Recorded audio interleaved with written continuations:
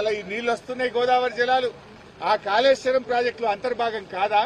కేసీఆర్ కట్టించినటువంటి అన్నపూర్ణ, రంగనాయక సాగర్, మల్లన్న సాగర్, కొండపోచమ్మ సాగర్ ఇవన్నీ కాళేశ్వరంలో అంతర్భాగం కాదా?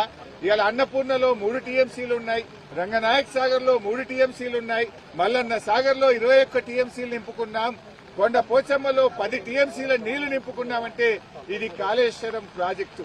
నిజంగా చాలా చాలా సంతోషంగా ఉంది. కాంగ్రెస్ పార్టీ నాయకులు కొంతమంది ఇప్పటికీ దుష్ప్రచారం చేస్తున్నారు. కాంగ్రెస్ దంతా డైవర్షన్ పాలిటిక్స్, మాదేమో రైతులకు నీళ్లు ఇవ్వాలనేటువంటి తపన, మాది వాటర్ డైవర్షన్ అయితే కాంగ్రెస్ దేమో డైవర్షన్ పాలిటిక్స్, అటెన్షన్ డైవర్షన్ చేసేటువంటి ప్రయత్నం కాంగ్రెస్ పార్టీ నాయకులు చేస్తున్నారు.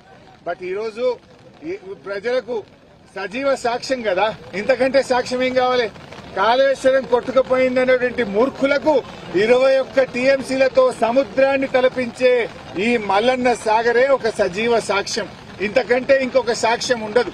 ఇప్పటికైనా కాంగ్రెస్ నాయకులు మీరు కూడా వచ్చి ఇంత పసుపు కుంకుమ వేసి కొబ్బరికాయ కొడితే మీ పాపాలు తొలగిపోతాయి. ఆనాడు ప్రాజెక్టు కట్టేటప్పుడు అడ్డం పడ్డారు, కోర్టులలో కేసులు వేసిండ్రు, కనీసం ఇవాళ సంతోషాన్ని పంచుకుందామని వస్తే ఇవాళ కూడా కాంగ్రెస్ పార్టీ నాయకులు డైవర్షన్ టాక్టిక్స్ చేస్తా ఉన్నారు.